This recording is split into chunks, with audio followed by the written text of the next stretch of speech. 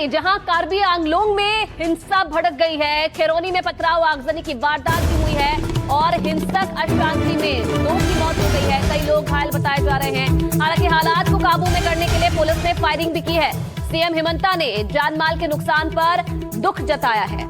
तनावपूर्ण हालात को देखते हुए जिले में कर्फ्यू लगा दिया गया है। कार्बी आंगलोंग और पश्चिम कार्बी आंगलोंग में धारा 163 लगाई गई है। ये पूरा विवाद विभिन्न राजनीतिक दलों और सामाजिक संगठनों से जुड़ा है। यहाँ आंदोलनकारी कार्बी आंगलोंग और पश्चिम कार्बी आंगलोंग जिले में पेशेवर चराई रिजर्व और ग्रामीण चराई रिजर्व में अवैध रूप से रह रहे लोगों को हटाने की मांग कर रहे हैं, जिसके चलते ये फिलहाल हिंसा भड़क गई है। और किस कदर इलाके में आगजनी हुई उसकी तस्वीरें आपके सामने हैं।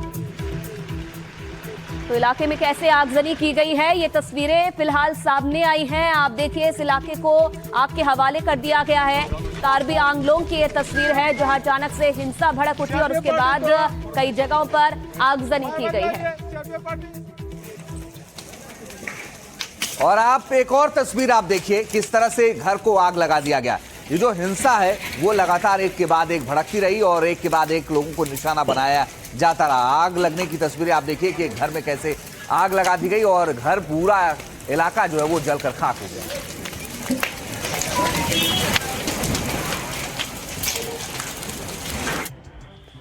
अब देखिए, जो वहां पर लोग प्रदर्शन कर रहे थे, वहां पर लोगों को किस तरीके से काबू करने के लिए जो पुलिस है वहां पर लाठीचार्ज का प्रयोग भी कर रही है। हालात को काबू पाने के लिए वहां पर भारी पुलिस बल जो है तैनात किया गया है।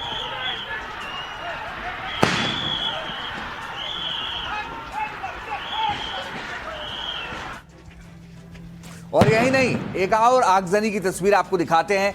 आगजनी के बाद लोग वहां पर उग्र हो गए थे और उसके बाद ही उन्होंने यहां पर आग लगाई और कई इलाकों को निशाना बनाया।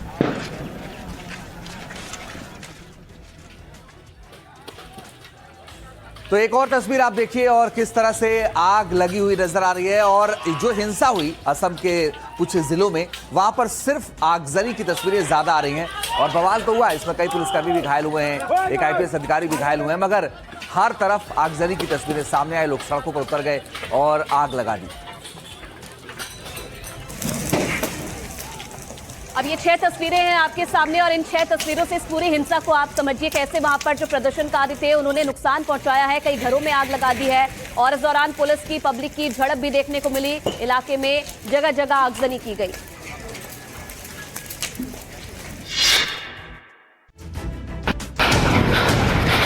सड़क पर जलती गाड़ियां, बिखरे हुए पत्थर और आसमान में धुएं का गुबार। तस्वीरें असम के वेस्ट कार्बी आंगलोंग की हैं, जहां शांति की अपील चीख पुकार में बदल गई और आदिवासी जमीनों पर अतिक्रमण के खिलाफ खैरोनी इलाके में शुरू हुआ प्रदर्शन बेकाबू हो गया। प्रदर्शनकारियों ने खैरोनी में पुल पर कब्जे की कोशिश की। पुलिस ने जब उन्हें रोकने की कोशिश की तो पुलिस पर पत्थर, देसी बम और तीर कमान से हमला किया गया। दुकानों में आग लगा दी गई तो कई वाहनों को जला दिया गया। दरअसल अतिक्रमण के खिलाफ आदिवासी कई दिनों से भूख हड़ताल पर थे। पुलिस के मुताबिक इसी दौरान अफवाह फैलाई गई कि विरोध प्रदर्शन के नेता को गिरफ्तार किया गया है, जबकि उन्हें इलाज के लिए गुवाहाटी भेजा गया था, जिसके बाद प्रदर्शनकारी उग्र हो गए। इस हिंसक झड़प में 2 लोगों की मौत हो गई, जबकि 48 पुलिसकर्मी घायल हुए हैं। अफवाहों को रोकने के लिए जिले में मोबाइल इंटरनेट सेवाएं बंद कर दी गई हैं। वेस्ट कार्बी आंगलोंग में कर्फ्यू लागू है और हालात को काबू करने के लिए हिंसा प्रभावित इलाकों में सेना तैनात कर दी गई है।